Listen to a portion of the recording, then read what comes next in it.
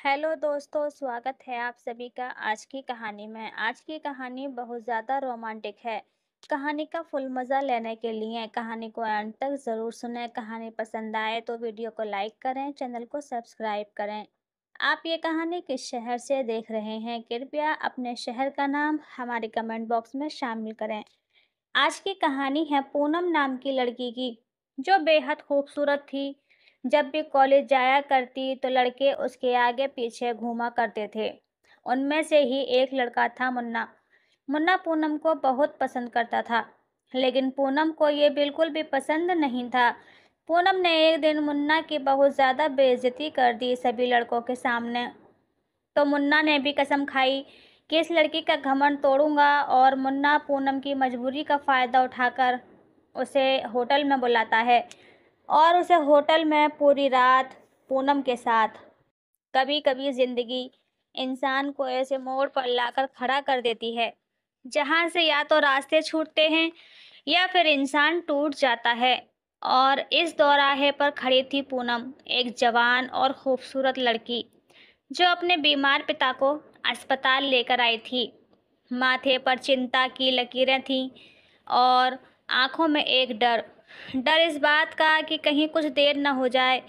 पिता सूरज प्रसाद, जो अब बिस्तर पर पड़े थे, बस रोटी की बेटी की आंखों में झांक रहे थे, जैसे कह रहे हों, बेटा जो बन पड़े करना, मैं थक गया हूँ, अब तेरी आंखों में ही उम्मीद बची है।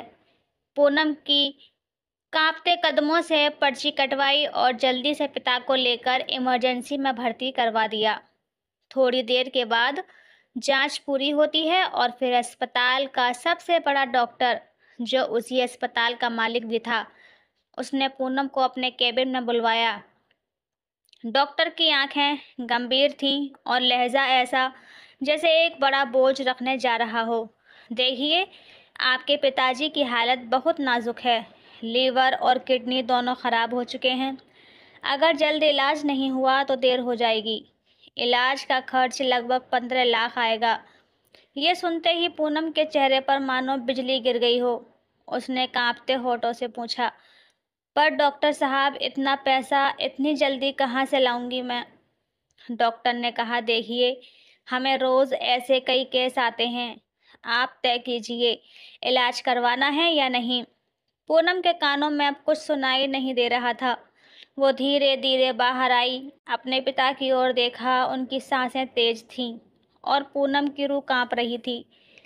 पिता की आंखों में अब भी वही भरोसा था जो एक बाप को अपनी बेटी पर होता है। लेकिन पूजा के पास कुछ नहीं था, न जमीन, न जेवर, न रिश्तेदार, सिर्फ कुछ अधूरे सपने और जिम्मेदारियों का पहाड़। वो सोच रही थी, क्या इस बार भी एक बेटी हार जाएगी?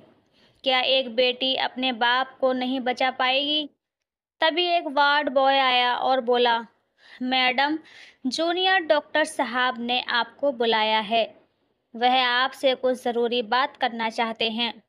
पूनम भारी मन से जूनियर डॉक्टर के केबिन की ओर बढ़ी।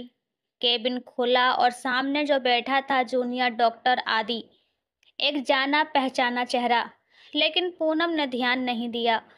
डॉक्टर ने मुस्कुराते हुए कहा, देखिए पूनम जी, मुझे पता है आप पैसों की व्यवस्था नहीं कर पा रही हैं, पर अगर आप चाहें तो मैं आपके पिताजी का इलाज कर सकता हूँ। पूनम की आंखों में आशा की हल्की सी चमक आई। सच? आप कर सकते हैं? डॉक्टर का चेहरा गंभीर हो गया। हाँ, बस इसके लिए आपको मेरे साथ आज शाम एक होटल में चलना होगा। बस एक रात, और कोई आपसे सवाल नहीं करेगा। पूनम के चेहरे पर अब रंग नहीं था, सिर्फ सन्नाटा था। उसकी आंखों में आंसू नहीं, सवाल टपक रहे थे। आपने ये कैसे सोच लिया? मैं मजबूर हूँ, बेबस हूँ, लेकिन इतनी भी नहीं कि अपने पिता को बचाने के लिए खुद को गिरवी रख दूँ। डॉक्टर आदि की आंखों में अजीब सी चमक थी। वो बोला, मैं तुम्हें मजबूर नहीं कर रहा, ये तुम्हारा फैसला है। अगर चाहो तो जाओ, पर याद रखना, अगर तुम्हारे पिताजी की जान चली गई तो तुम्हारा घमंड, तुम्हारा ज़मीर, तुम्हारी ज़िंदगी, सब उसी के साथ ख़त्म हो जाएगा। पूनम वहां से निकली नहीं। उसके कदम वहीं रुक गए, कंधे ढीले पड़ गए, हाथ कांपने लगे। पिता की हर सांस उसे आवाज दे रही थी, बेटी।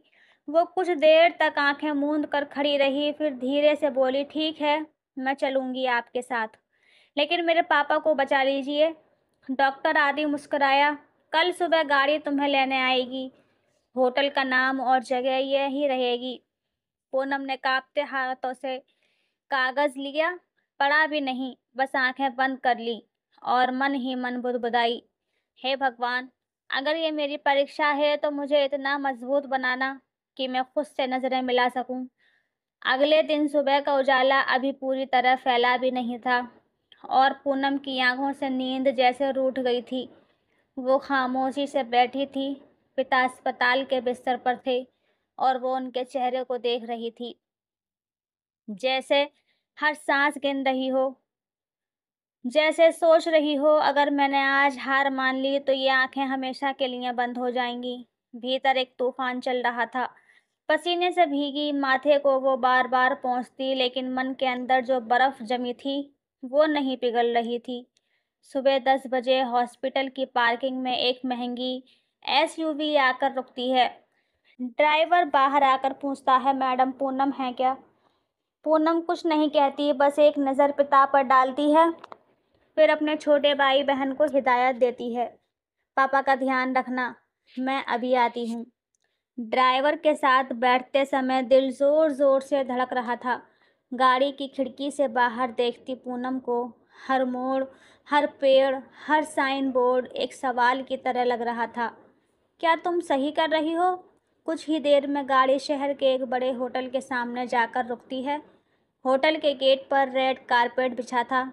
सामने रिसेप्शन पर चमकते चेहरे और भीतर की चकाचौंध बिल्कुल अलग दुनिया लग रही थी। ड्राइवर उसे ऊपर एक कमरे तक ले जाता है। कमरा नंबर 808। एक आलीशान कमरा, जहां अंदर पहले से ही डॉक्टर आदि बैठा था। आदि ने पूनम को देखा और मुस्कुराकर कहा, मैं जानता हूँ ये आसान नहीं था तुम्हारे लिए, लेकिन तुम आई, यही बहुत बड़ी बात है।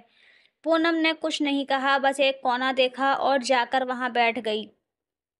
हाथ कांप रहे थे, होठ सूख गए थे।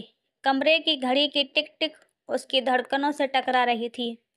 आदि ने एक कप चाय मंगवाई। चाय की ट्रे पूनम के सामने रख दी, फिर बोला, डरो मत, मैं पहले तुमसे कुछ ज़रूरी बात करना चाहता हूँ, बिना किसी ज़बरदस्ती के।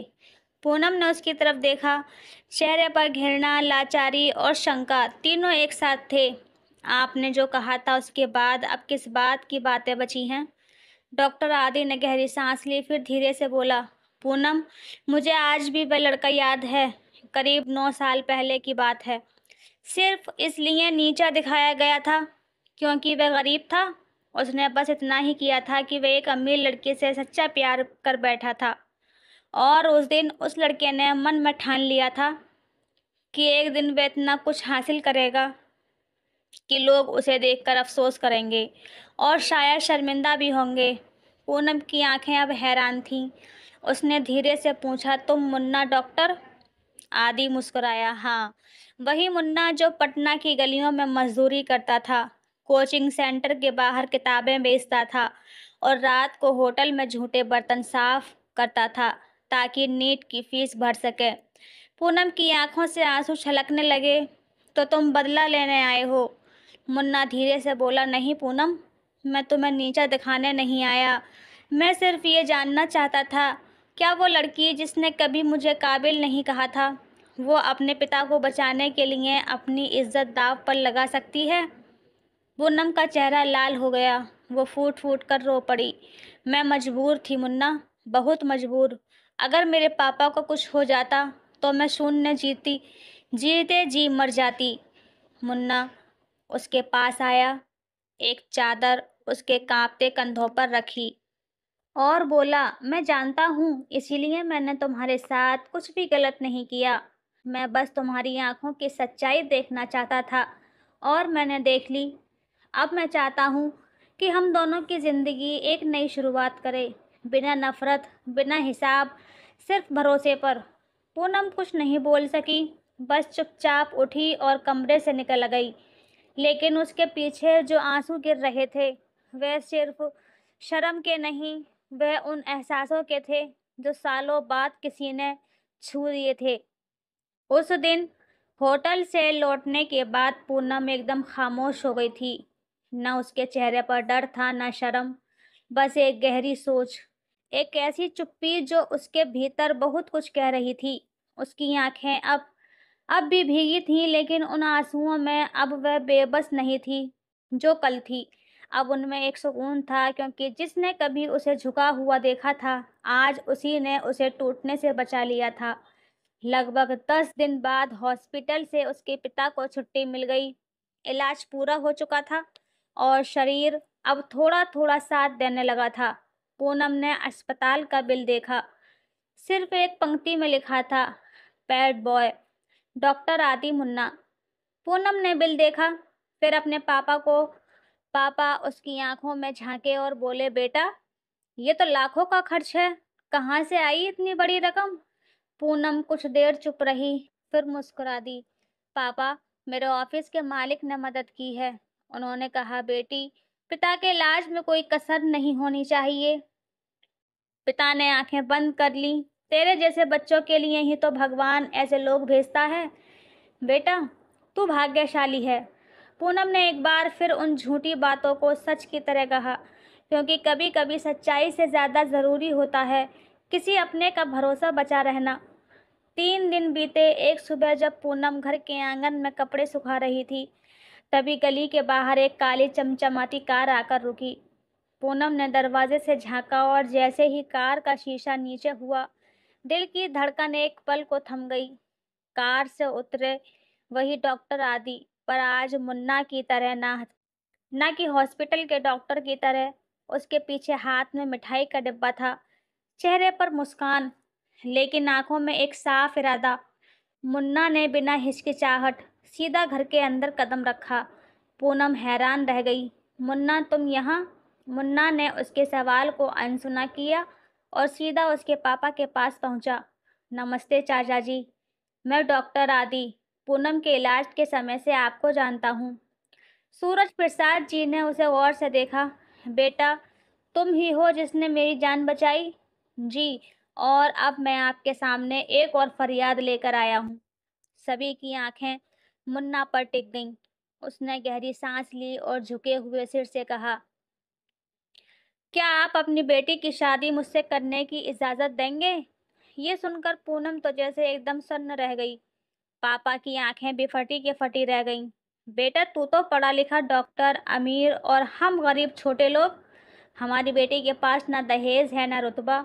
मुन्ना ने झट से कहा, मुझे सिर्फ पूनम चाहिए चाचा जी, बाकी कुछ नहीं। और अगर आपने इजाजत दी तो मैं इसे दुनिया की सबसे खुशहाल लड़की बना दूंगा। पूनम अब भी सुन्न थी। ये वही मुन्ना था जिसे कभी उसने ठुकरा दिया था, जिसे जलील किया था, और आज वो उसे जिंदगी भर के लिए अपनाना चाहता था। सूरज की आंखों में आंसू थे। उन्होंने पूनम की तरफ देखा और धीरे से कहा, बेटी, तू तैयार है? पूनम कुछ पल चुप रही, फिर उसने मुन्ना की तरफ देखा। उसके चेहरे पर अब कोई अहंकार नहीं था, सिर्फ एक इंसान था जिसने वक्त बदलने के बाद भी अपनी इंसानियत नहीं बदली थी। पूनम ने अपनी आंखों से हामी भर दी, और शायद पहली बार उसके चेहरे पर मुस्कुराहट आई थी। उस दिन से घर में चूल्हा सिर्फ रोटियों के लिए नहीं, सपनों के लिए पकने के लिए भी जलने लगा। कुछ ही हफ्तों में सब कुछ बदल गया था। वह पूनम जो कभी किराए के मकान में अपने भाई बहनों के साथ संघर्षों की चादर ओढ़कर जी रही थी, आज वही पूनम लाल जोड़े में शर्म से झुकी पलकों में एक नई जिंदगी की दहलीज पर खड़ी थी। चारों तरफ शहनाइयों की गूंज थी, गांव की गलियों में मिठास घुली थी। किसी को यकीन नहीं हो रहा था कि शहर का एक बड़ा डॉक्टर इस गरीब घर की बेटी को दुल्हन बना रहा है। लेकिन मुन्ना के लिए ये कोई एहसान नहीं था, ये उसका फैसला था, जिसमें प्यार, इज्जत और उस लड़की की आंखों में देखी गई सच्चाई शामिल थी। शादी बिल्कुल सादगी से हुई, बिना किसी दिखावे, बिना किसी तामझाम के। बस घर के कुछ रिश्तेदार, गांव के लोग और ढेर सारी दुआएं।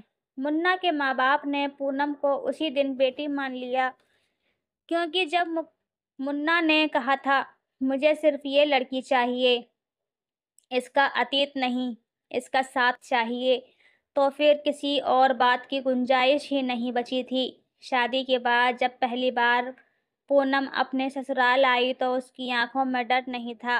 वो अब किसी सवाल का जवाब देने नहीं आई थी। वो अब एक रिश्ते की शुरुआत करने आई थी, जिसे भरोसे और सम्मान की नींव पर टिकाया गया था। शादी के 3 दिन बाद एक शाम मुन्ना और पूनम लिविंग रूम में सोफे पर बैठे थे, दोनों हाथों में चाय का कप लिए। बाहर हल्की हल्की बारिश हो रही थी और कमरे के अंदर एक अजीब सी खामोशी थी। फिर पूनम ने धीरे से कहा, मुन्ना, मैं कुछ पूछूं? मुन्ना ने मुस्कुराकर उसकी तरफ देखा। पूछो ना, अब तो हक भी है और जगह भी। पूनम की आंखें थोड़ी झुकी हुई थीं। उस दिन होटल में जब मैं आई थी, तुमने सब कुछ कह दिया था, लेकिन कुछ किया क्यों नहीं? ये सवाल पूछते हुए उसकी आवाज़ काँप रही थी। शायद वह आज तक उस रात को अपनी सांसों में बंद करके रखे हुए थी। मुन्ना ने चाय का कप मेज़ पर रखा, फिर पूनम के पास आया और एकदम पास बैठकर उसकी आंखों में झांकते हुए बोला, क्योंकि उस दिन जब तुम कमरे में आई थीं, तो तुम्हारे चेहरे पर एक मजबूरी नहीं, एक इज्जत की भीख थी। तुम्हारी आंखें मुझसे नहीं मिल रही थीं, लेकिन तुम्हारे आंसू मेरे सीने में उतर रहे थे। मैंने देखा कि तुम सिर्फ एक बेटी नहीं, एक ऐसी इंसान हो जो अपनी आत्मा बेचने को भी तैयार हो, सिर्फ अपने बाप को बचाने के लिए। उसी वक्त मैंने सोच लिया था, पूनम, जिस लड़की में इतना हौसला हो, उसे कभी टूटने नहीं दूंगा। मैं तुम्हें कभी किसी सौदे की तरह नहीं देख सकता था। मैं बस तुम्हें समझाना चाहता था, तुम्हारे दिल को महसूस करना चाहता था। पूनम की आंखें अब भर आई थीं। उसके हाथ कांप रहे थे और होठ कांपते हुए बोले, तो फिर तुमने मुझसे शादी क्यों की? मुन्ना ने उसका हाथ थामा। क्योंकि उस दिन जब तुम मेरे सामने आई थी, तब मैंने अपने भीतर की नफरत को मरते देखा और एक इंसान को जंग लेते देखा, जिसने हर हाल में अपनी अस्मिता को नहीं छोड़ा, जिसने टूट कर भी झुकने से मना कर दिया। मुझे लगा अगर मेरी जिंदगी में कोई हो सकता है, तो वही लड़की जो वक्त से लड़ी, खुद से लड़ी और फिर भी अपने माता पिता को बचाने के लिए होटल के दरवाजे तक चली आई। पूनम अब फूट फूट कर रो रही थी, लेकिन इन आंसुओं में आज डर नहीं था। ये आंसू उस इंसान के लिए थे जिसने उसे उसके सबसे मुश्किल वक्त में टूटने नहीं दिया। मुन्ना ने उसकी आंखों में आंसू पोंछे। अब कोई डर नहीं, पूछा। अब हम एक दूसरे की ताकत हैं, ना कोई मजबूरी है, ना कोई शर्त। उस रात बारिश बाहर बरस रही थी और कमरे के भीतर एक रिश्ता आकार ले रहा था, जो ना तो वक्त की मार से टूटा था, ना नफरत की आग से जला था, बल्कि एक समझ, एक इज्जत और एक नई शुरुआत से बन रहा था। समय बीतता गया, दिन महीने में बदले और महीने साल में। मुन्ना और पूनम की शादी को आज पूरा 1 साल हो चुका था। 1 साल जिसमें ना कोई ताना था, ना कोई शिकवा, सिर्फ समझदारी, सुकून और रिश्तों की गहराई थी। अब पूनम सिर्फ किसी की बेटी, बहन या पत्नी नहीं थी, वो खुद के लिए जीने वाली एक मजबूत और समझदार औरत बन चुकी थी, जिसने रिश्ते के हर इम्तिहान को आंखों में आंखें डालकर झेला था। मुन्ना ने वादा निभाया था। उसने पूनम के छोटे भाई को अच्छे कॉलेज में दाखिला दिलवाया, छोटी बहन को शहर के नामी स्कूल में पढ़ने भेजा और सबसे बढ़कर सूरज प्रसाद जी का इलाज, देखभाल और इज्जत से कोई समझौता नहीं होने दिया। अब सूरज जी जब भी मंदिर से लौटते हैं, तो मुन्ना के सिर पर हाथ रखकर धीरे से कहते हैं, बेटा, अगर तू ना होता तो शायद मैं आज इस दुनिया में ना होता। ये सुनकर पूनम की आंखें भर आती हैं, क्योंकि वह जानती है मुन्ना ने जो किया वह कोई आम इंसान नहीं कर सकता था। उसने बदला नहीं लिया, बल्कि इंसानियत और प्यार से सब कुछ बदल दिया। एक शाम पूनम बालकनी में खड़ी थी, हाथ में गर्म चाय और आंखें आसमान की तरफ। उसकी निगाहें एक टुकड़ा बादल निहार रही थीं, जैसे वह हर उस पल को सोच रही हो जब उसकी दुनिया बस बिखरने वाली थी। मुन्ना पीछे से आया और धीरे से बोला, आज सोचो में खोई हो। पूनम मुस्कुरा दी, बस कुछ पुरानी बातें याद आ गईं। अच्छा बताओ, मुन्ना बोला, अगर उस दिन मैं तुम्हें होटल न बुलाता, सिर्फ पैसे भेज देता, तभी तुम मुझसे शादी करती क्या? पूनम ने उसकी तरफ देखा। पता नहीं, शायद नहीं, शायद हाँ, लेकिन एक बात जरूर जानती हूँ मुन्ना। मुन्ना ने पूछा, क्या? कि उस दिन अगर तुमने मुझे छुआ होता तो शायद मैं टूट जाती, लेकिन तुमने मुझे थामा और उसी दिन तुमने मेरे दिल में अपनी जगह बना ली थी। मुन्ना चुप रहा। उसकी आंखों में सच्चाई थी और पूनम की आंखों में सम्मान। कभी कभी किसी की ना किसी की हद से ज्यादा असर छोड़ जाती है। अब वह दोनों एक साथ खड़े थे, कंधे से कंधा मिलाकर, जिंदगी के हर मौसम को साथ काटने के लिए तैयार। कहते हैं ना, प्यार वो नहीं जो सबको दिखे, प्यार वह होता है जो किसी की इज्जत बचा ले।